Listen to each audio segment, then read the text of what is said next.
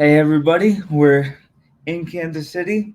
Had a few too many drinks last night, but as you guys know, the grind doesn't stop. But before we talk about Phillies Royals, we're gonna talk about the Eagles offseason. It's obviously been a while since I've talked about the Birds, so I'm excited to get back to it. Um,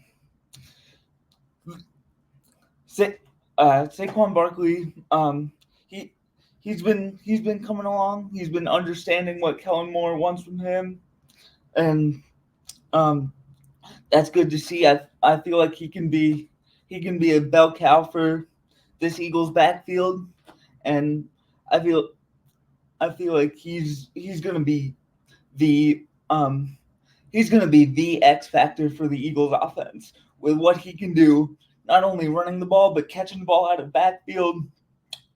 He he's not the best blocker, but he's definitely serviceable in that role. So that should be um it should all be fun to watch on the Saquon Barkley front, and especially with him coming home with him growing up in PA, there should be a lot of motivation since since his previous team, the New York Giants, unceremoniously cut him. Now, with with that being said, the Eagles also traded for Jahan Dotson yesterday. I feel like he can be a great slot receiver. He'll he'll definitely serve well in the Jason Avant role, like the third down, um, just possession receiver that'll pick up first downs and occasionally take the top off the defense. I I feel like he's gonna be a huge asset for this offense, and I really can't wait to watch him in Eagles green. He's been an Eagles killer his whole career, and hopefully he'll do the same for the Birds to the Washington Commanders. Now, as far as rookies go, one guy I'm really excited for is Jeremiah Trotter Jr. I heard from Brandon Graham that he reminds him a lot of his dad. So so that should be a lot of fun to watch. If that and that compliment is any indication of what we might see come the fall, that is high praise from the veteran defensive lineman. As as far as um as far as our secondary, I feel like Darius Slay and James Bradbury have a lot of good knowledge to pass on to Quinion Mitchell and Cooper DeJean. I feel like Mitchell can be a future shutdown corner, all pro. I feel like he would be the perfect guy to kind of for Darius Slay to kind of pass the torch to, and I feel like him and Cooper DeJean could be the next coming of Shepard and Brown, of two guys who were drafted by the Eagles, who just shut down opposing wide receivers. That would be very fun to watch. Or if the Eagles don't um, believe that DeJean can play outside cornerback, he can always be a nickel. He can be safety, and as we know, Vic Fangio loves his versatile defensive backs. It it should be exciting with how Vic Fangio decides to use him, because, as we know, he loves his versatile DBs. Now, one guy that has been wrecking shop in training camp is defensive tackle Jalen Carter. He's um he's coming off a big rookie season. I, I believe he had like something like 8.5 sacks. He was absolutely tremendous. Um, so it's exciting to see what kind of leaps he can take in year two, and I personally cannot wait to watch him terrorize quarterbacks. Now, one one guy that could have an underrated season is his Georgia Bulldog teammate Jordan Davis. I we've heard from Clint Hurt, the defensive line coach, that he's dropped a considerable amount of weight, which will help him in terms of rushing the passer, stopping the run, and of course staying on the field. We've all heard the old saying, his best ability is availability.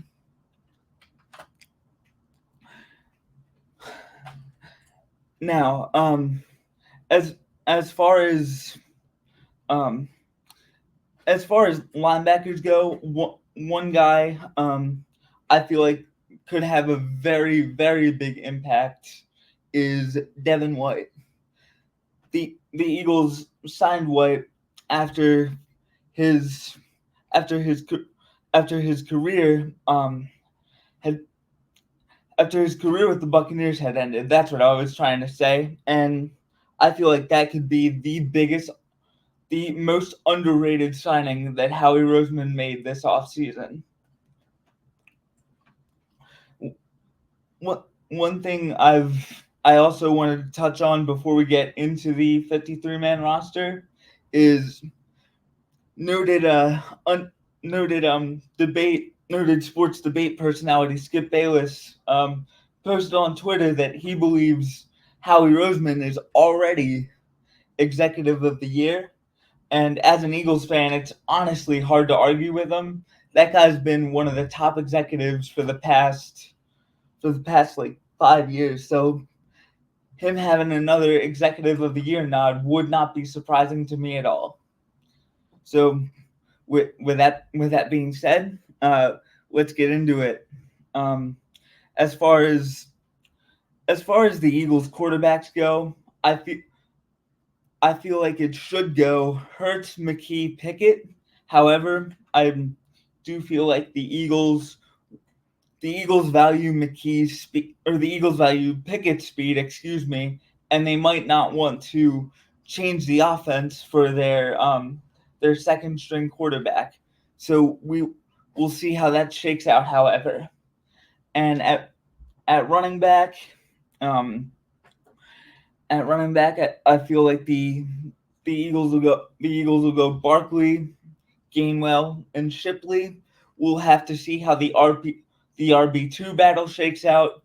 But one thing I will say about Shipley is he really runs hard, and you saw that in the preseason. And more often than not, Clemson knows how to create NFL-ready running backs. So it should be exciting to watch the rookie play, and I'm very amped up and juiced to see it for sure.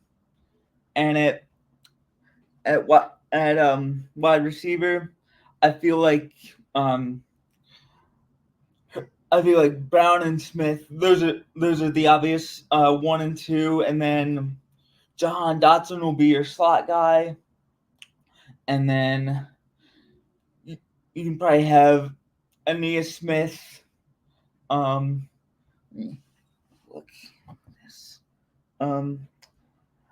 Aeneas Smith, Johnny Wilson, and Britton Covey will be the backups to those guys. That receiver room is ridiculously talented, and I'm very intrigued to see how it all shakes out on that front. And as far as offensive linemen, I can see it being here's how the offensive line room will shake out. Juergens is your center. Mailata and Lane Johnson are your two left and right tackles, and then Mekhi Becton and Tyler Steen could be your two guards. And as far as backups, Ryan Hennessy and Clay Keegan will be your two backup offensive linemen.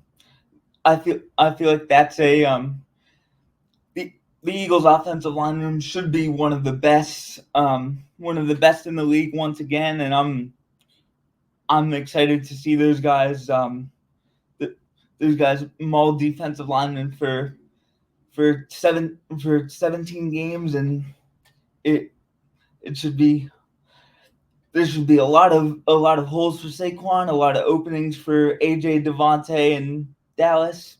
So it should be a very just a very it's a good problem to have. You have a bunch of talent in the offensive line room, and I'm very I'm just super intrigued by what they have to offer. And as far as defensive linemen, Bryce Huff and Josh Sweat will be your two defensive ends. Carter and Davis will be your two D tackles, and then they'll have Milton Williams, Tui Pelutu, and Ojimo will be your backup D lineman. And then as far as linebackers, I think Devin White, Trot Jr., and Nakobe Dean will be your starters, and Zach Bond and Ben Van Sumeren will be your backup guys. As far as cornerbacks,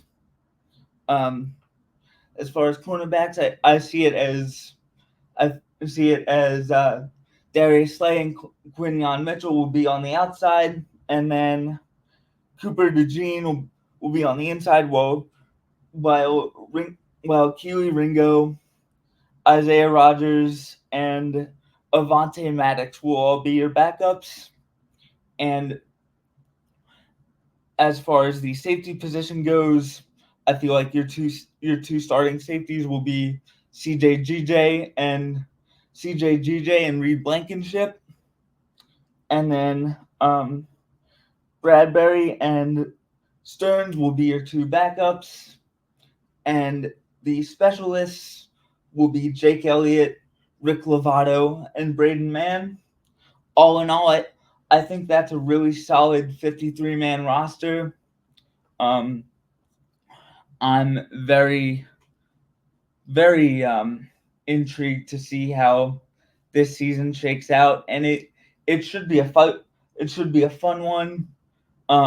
My floor for the Eagles is 12-5, or actually, my floor for the Eagles is 10-7. My ceiling for them is a duplicate of their 2022 record of 14-3. It should be a very exciting season, and I personally can't wait for it. I know everybody around the Delaware Valley and the tri-state area can't wait for it as well. It should be a fun one. Thanks for listening to this, guys. I really appreciate it. Have an awesome day, and go Birds.